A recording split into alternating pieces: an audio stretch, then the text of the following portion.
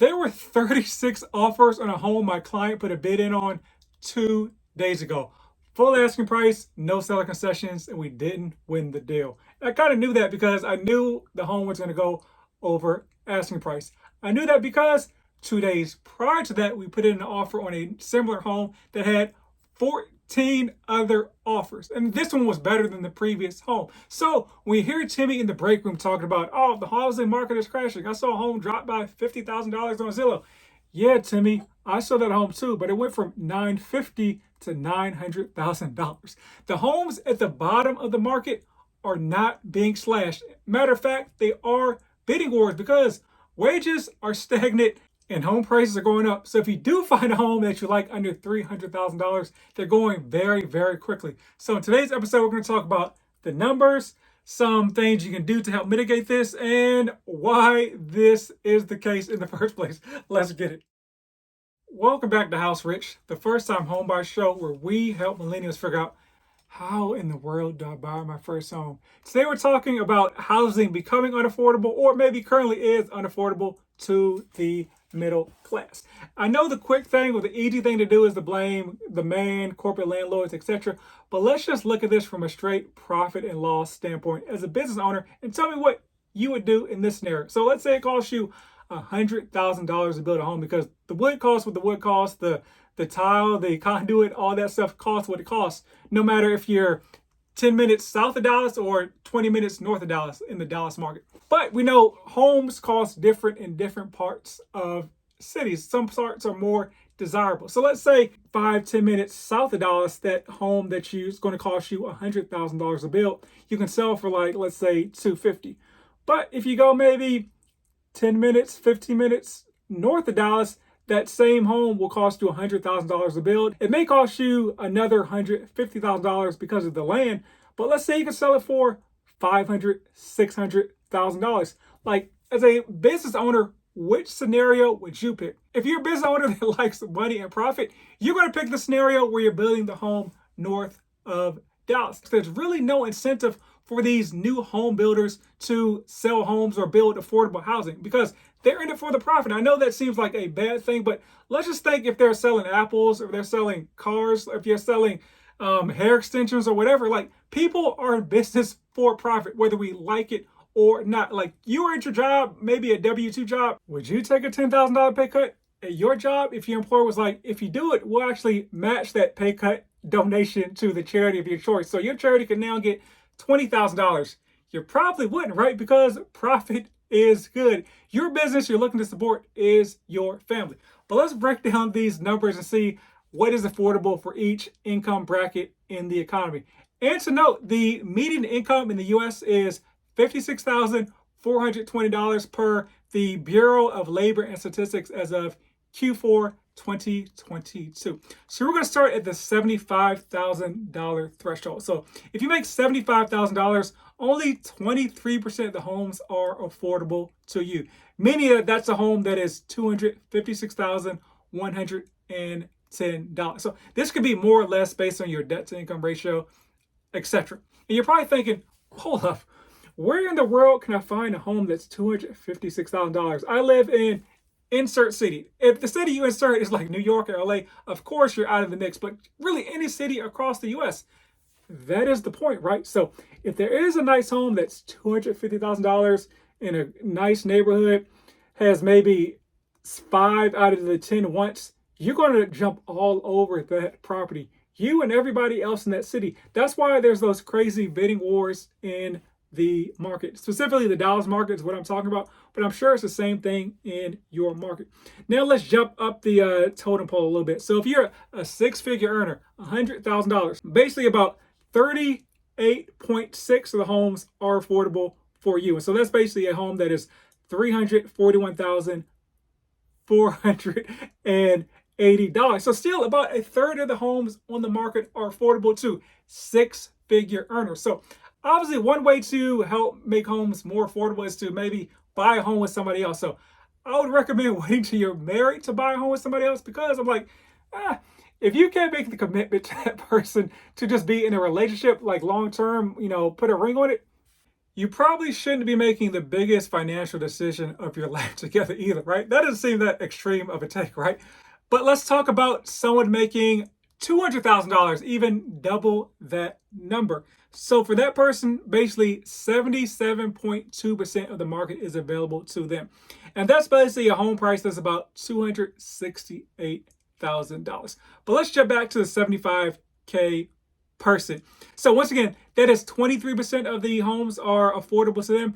In a balanced market, that's about 51% of the market should be at that $256,000 threshold. And so how can we get to that number? Well, we need about another 319,000 homes in the market to help balance out that supply versus the demand. So let's jump back to where are these homes going to come from? They're going to come from new builders.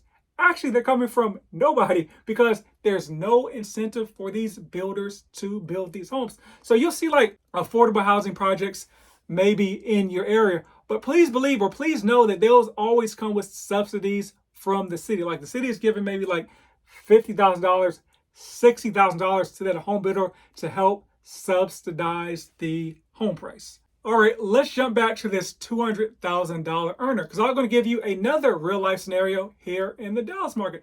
I have a client that's looking at homes between $400,000 and $500,000.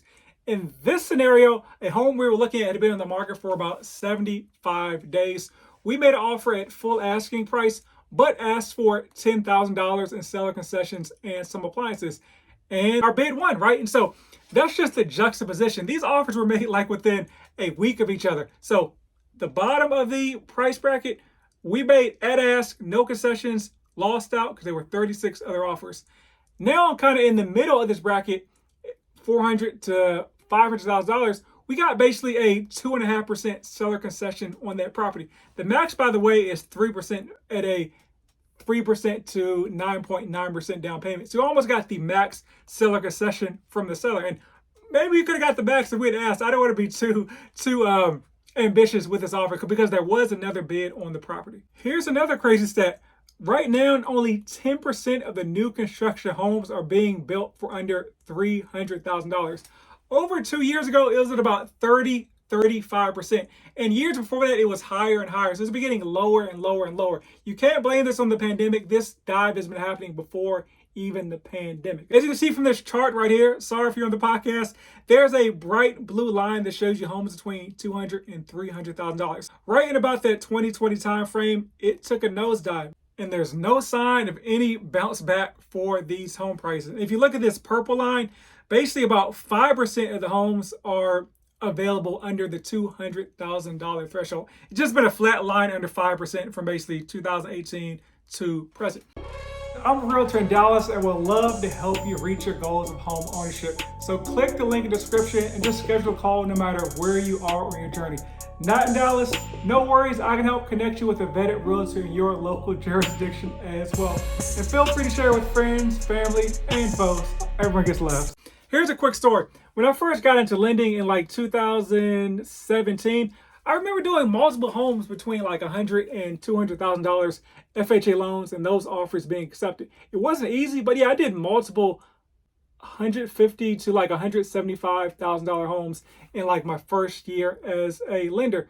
Today, that is non-existent because once again, the bottom of the housing market keeps going up. What are some things you can help if your budget is under that $300,000 bracket? How can you win the deal? So here's the thing no one wants to say when it comes to winning deals. You can write all the nice letters you want, but the most money is going to win the deal for the most part. Think about it. I'm going to put the ball in your court for this scenario. So let's say your home is in the market for $300,000. You get two offers on the property. One you get from a nice first-time home buyer. She writes a nice letter. She grew up in the community, but she offers $290,000 for your property. The other offer is from, let's say, Colonizers LLC, but they're offering $350,000 for your property. Which offer are you going to take? Let's be realistic because there is a $60,000 delta between those two numbers. I'll give you a second to think about it, make up an excuse. It's the $350,000, right? You'd be a lunatic not to take the offer that's $350,000 because that can help advance you and your family and help build wealth for your future. That's obviously an extreme example, but for the most part, the money is what matters. You can write all the letters you want, but honestly, your sob story or your want for the house doesn't really matter. If your realtor is writing a letter, and especially if you're maybe offering like a certain amount of under asking price, or maybe you're asking for a certain amount of seller concessions, you want to put stuff into the letter that has to do with data and numbers. Like, okay, these are the comparable sales in the area. This will be based our offer on. We may be offered at the top of comparable sales and ask for a bit of seller concessions. These are the 3 homes we use to make an offer. Stuff like that matters. You being a first-time home buyer new to the area, that doesn't really matter for the most part. So here's some things you can do to make your offer look a little bit better outside of offering more money. It depends on the type of loan you have. Once again, all things equal, cash is going to be king. But then next, we're looking at a conventional loan. And then a distant third is the FHA, VA, USDA bracket. And then NACA is probably a little bit below those when it comes to making offers. So if everyone's offering $300,000, cash is going to win, then conventional, then those other. Let's say it's a scenario where the home, once again, is marketed for $300,000. Cash may offer $290 because it's like, hey, we can close quick. There's no inspection, no contingencies, no appraisal.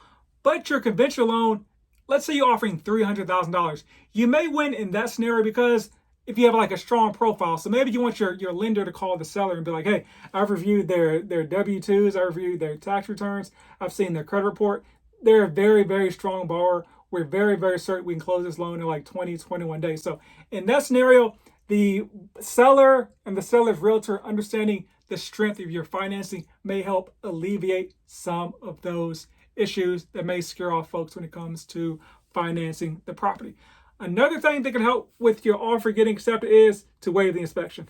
I personally would never recommend that, but that's something you potentially could consider. But I always say this, especially in the lower priced homes, older homes, especially here in the Dallas market, they'll have like issues as far as you want to know how old the roof is. If you're making an offer with no inspection, you pretty much want to see a new roof or roof that's been built in the last couple of years.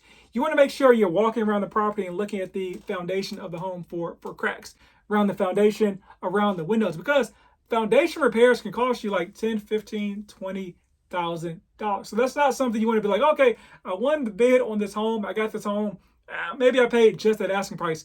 But now you're going to be in the hole, like, $20,000 to get that foundation repaired. That is not a fun thing at all. So you can't waive the inspection. I would not recommend it. Another thing you can do is maybe offer a shorter contingency period or maybe more option money. So what is option money? Option money is money on top of the earnest money paid within 3 days, the same amount of time the earnest money due is. That gives you a period of time to inspect the home and walk away from the deal for really any reason, but typically it's due to an inspection. But yeah, you can get like cold feet and walk away. If you walk away, the seller keeps the earnest money. If you stay with the home, that that option money goes towards the down payment. So the more option money you add to the offer, the less likely you probably ought to walk away with something like cold feet. So that may entice the seller to look at your offer or maybe shorten the option period as well. Because having like 1 to 3, I'd say maybe 3 days will probably be the shortest I would look at, because you still want to have time to do an inspection on the property and tell the seller any issues you have with the quality of the home and things that may need to be fixed and stuff you can negotiate while you're still in that option period. Because once you get out that option period, you cannot get your earnest money back unless there are certain things that are listed in the contract that say you can't get your earnest money back. Another thing is maybe offer more earnest money, right? Because typically you want to offer like 1 to 2% of the earnest money, but say, hey, if you're putting down 3% or let's say 5% on a home, maybe your earnest money is 3 or 4% of the purchase price. And once again, it shows you have more skin in the game. And I say last but not least is maybe a quicker close. So in most markets, maybe like 30 days is a appropriate time to close in the property. But maybe if you have a good lender or a good profile, maybe you can do like 21 days or 15 days or something like this. The shorter the time to close in the property, the more secure the seller is about your offer. And it may be they're moving out in 30 days, but if you're like, hey, we can close in the property in 15 days and I'll do a lease back to you for the next 15 days, maybe they'll feel good about that. And maybe, hey, I'm feeling real ambitious. we'll do this lease back to you free of charge. So that could be another plus for the seller, but you kind of got to be creative in the market. Once again, ultimately, the most money is going to win. So let me know what you're seeing in your market. Is it hard out there for the under 300K crowd? Let me know. But as always, buy land. Rumor has it they're not making any more, especially under 300K.